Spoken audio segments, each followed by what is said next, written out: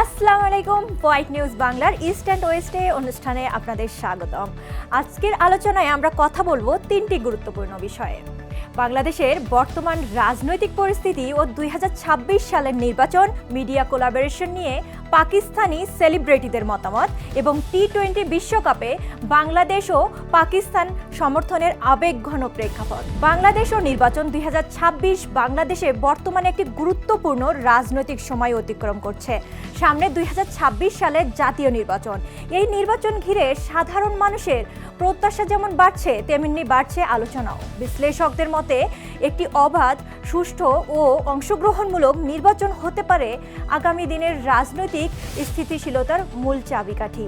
ভোটারদের আস্থা, রাজনৈতিক দলগুলোর অংশগ্রহণ এবং নির্বাচন ব্যবস্থার স্বচ্ছতা, এই তিনটি বিষয় এখন আলোচনার কেন্দ্রে।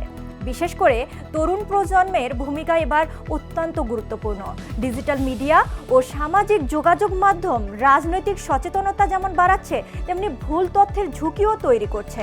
তাই দায়িত্বশীল রাজনীতি ও দায়িত্বশীল নাগরিক আচরণ দুটোই এখন সময়ের দাবি। বাংলাদেশের গণতান্ত্রিক ভাবমূর্তি শুধু দেশের ভেতরেই নয়, আন্তর্জাতিক অঙ্গনেও গুরুত্বপূর্ণ। সেই দৃষ্টিকোণ থেকে 2026 সালের নির্বাচনকে ঘিরে প্রত্যাশা অনেক বড়। এখন আমরা কথা বলবো মিডিয়া কোলাবোরেশন ও পাকিস্তানি সেলিব্রিটিদের মতামত। আমাদের সঙ্গে মতামত শেয়ার করছেন পাকিস্তানের বেশ কয়েকজন সেলিব্রিটি, যারা অতীতে পূর্ব ও পশ্চিম পাকিস্তানের শিল্পীদের সঙ্গে কাজ করার অভিজ্ঞতা রেখেছেন। তাদের বক্তব্যে উঠে এসেছে একটি স্পষ্ট বিষয়: সংস্কৃতি ও শিল্প সবসময় সীমান্তের ঊর্ধ্বে। তারা মনে করেন অতীতের মতো আজও মিডিয়া কোলাবোরেশন সময়ের দাবি। নাটক, চলচ্চিত্র, সঙ্গীতে এই মাধ্যমগুলো মানুষের মধ্যে সংযোগ তৈরি করে, বিভাজন নয়। তাদের ভাষায় রাজনীতি তার নিজের জায়গায় থাকুক, কিন্তু শিল্প ও সৃজনশীলতা মানুষের হৃদয়ে পৌঁছানোর কাজ চালিয়ে যাক। নতুন প্রজন্মের শিল্পীদের জন্য যৌথ প্রজেক্ট হতে পারে শেখার এবং বিশ্ব দরবারে নিজেদের তুলে ধরার একটি বড় সুযোগ হবে এটা নিয়ে। এই মতামত আবারও মনে করিয়ে দেয়, মিডিয়া শুধুই বিনোদন নয়, এটি মানুষের মাঝে সেতুবন্ধন তৈরি করার শক্তিশালী একটা মাধ্যম। जैसा कि आप जानते हैं, पाकिस्तान और बांग्लादेश के ताल्लुकात अब बहुत अच्छे हो चुके हैं। दोबारा से वही भाईचारा कायम हो गया है। अब लोग तिजारत भी करेंगे, एयरलाइन भी शुरू हो रही है, और पहले की तरह वो फिल्में जब ईस्ट पाकिस्तान था पाकिस्तान में लगती थी, और पाकिस्तान की फिल्में जो वेस्ट पाकिस्तान था, एक ही पाकिस्तान था उस वक्त, वहाँ लगती थी। अब बांग्लादेश की फिल्में यहाँ भी लगेंगी, पाकिस्तानी फिल्में वहाँ भी लगेंगी। दोनों मुल्कों को बहुत फ़ायदा होगा। उनकी फिल्मों को भी एक इंडस्ट्री को बड़ी मार्केट मिलेगी, और पाकिस्तान की इंडस्ट्री को भी एक बड़ी मार्केट मिलेगी। और एक बात मैं कहना चाहता हूँ कि शोबिज़ इंडस्ट्री के हवाले से रॉबिन घोष साहब और शबनम बेगम, इनका बहुत कंट्रीब्यूशन है पाकिस्तान की तरक्की में, और बेपनाह अच्छा काम किया इन लोगों ने। तो मैं दोनों को खराज तहसीन पेश करता हूँ, और दोनों ममालिक की हुकूमतों को मुबारकबाद देता हूँ कि आप लोगों ने बहुत अच्छा काम किया। इंशाल्लाह मुस्तकबिल बहुत अच्छा होगा। সর্বশেষ টি-20 বিশ্বকাপকে ঘিরে বাংলাদেশি দর্শকদের মধ্যে রয়েছে ভিন্ন এক উচ্ছ্বাস। বিশেষ করে পাকিস্তানের পক্ষ থেকে ভারতের সঙ্গে ম্যাচ বয়কটের সিদ্ধান্ত অনেক বাংলাদেশি সমর্থকের আবেগকে স্পর্শ করেছে।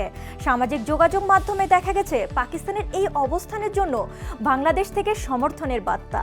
অনেকে এটিকে দেখছেন একটি স্পোর্টস সলিডারিটি হিসেবে, যেখানে ক্রিকেট শুধু একটি খেলা নয়, বরং অবস্থান ও আবেগের একটা প্রকাশের জায়গা। ক্রিকেট উপমহাদেশে বরাবরই আবেগের খেলা। মাঠের বাইরেও এর প্রভাব পড়ে রাজনীতি, সমাজ ও সম্পর্কের উপর।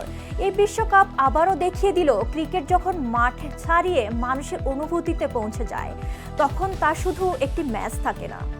তো সেই জায়গা থেকে পাকিস্তানকে অবশ্যই ধন্যবাদ, বা এই ধন্যবাদটা কিন্তু আমাদের ক্রীড়া উপদেষ্টাও দিয়েছে, যে এভাবে বাংলাদেশের পাশে তারা দাঁড়িয়েছে, বিপদের সময় বন্ধু।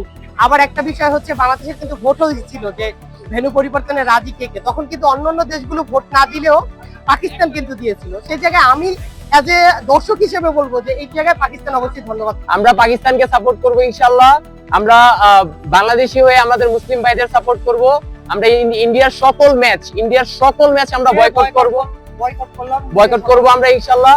আর স্পেশালি বাংলায় বলতেছি থ্যাঙ্কস টু পিসিবি এন্ড হচ্ছে আমাদের ভাইজান যারা আছেন পাকিস্তানের। আমাদের সবসময় মুসলিমের জন্য আন্তর্জাম থাকবে, সবসময় ভালোবাসা থাকবে। এই জন্য আমরা পাকিস্তানের সাপোর্ট আমরা করতেই থাকবো। আর we support Pakistan. We support Pakistan. Thanks to PCB and prime minister. পাকিস্তানের প্রধানমন্ত্রী যেই এইটার প্রতি নিন্দা জানিয়েছে এবং সেই কাজটা অবশ্যই প্রশংসনীয়। আমরা জানি যে আমাদের পররাষ্ট্র নীতি হচ্ছে সবার সাথে বন্ধুত্ব, কারোর সাথে শত্রুতা নয়। তো বন্ধুত্ব বিষয়টা হচ্ছে কোনো সময় মানে কেউ জিতবে, সব সময় একজন জিতবে, একজন হেরে যাবে, এইটা কোনো সময় বন্ধুত্ব হতে পারে না। এই নতজানু বন্ধুত্ব আমাদের ভারতের সাথে ছিল এবং এই ধরনের নতজানু বন্ধুত্ব আমরা সাপোর্ট করি না। বাংলাদেশের মানুষ চায় ইকুয়াল রিলেশন, যেখানে হচ্ছে দুইজনের সমমর্যাদা থাকবে। এমন ধরনের বন্ধুত্ব হইলে আমরা পাকিস্তানের সাথেও বন্ধুত্ব করতে সাপোর্ট করব বাংলাদেশের মানুষ। আমরা অবশ্যই এটাকে বয়কট করছি, কারণ আমরা বাংলাদেশের থেকে দেখছি যে পাকিস্তানে আমাদের ভাইদেরকে তারা বয়কট করছে, সেহেতু আমরাও এই আইসিসি কে বয়কট করছি। পাকিস্তানি প্রধানমন্ত্রী যেটা ডিসিশন নিছে সেটা অবশ্যই তিনারা বুঝে শুনে ডিসিশন নিছে, কারণ এখানে ইন্ডিয়া তাদেরকে ছেলে দিয়ে একা নিজস্ব রাজত্ব চালাইতে যাচ্ছে, কিন্তু এই রাজত্বটা হয়তো বেশি দিন থাকবে না। বাংলাদেশ পাকিস্তান ভাই ভাই। সব মিলিয়ে বলা যায় রাজনীতি, সংস্কৃতি আর ক্রিকেট এই তিনটি ক্ষেত্রেই আজ আমাদের সমাজের চিন্তা, আবেগ ও ভবিষ্যৎকে প্রভাবিত করে। গণতন্ত্রের চর্চা, সাংস্কৃতিক সংযোগ এবং খেলাধুলার সৌন্দর্য, এই তিনের সমন্বয় হতে পারে একটি ইতিবাচক আগামীর পথ। আজকের মতো এখানেই শেষ করছি। সাথে থাকার জন্য ধন্যবাদ।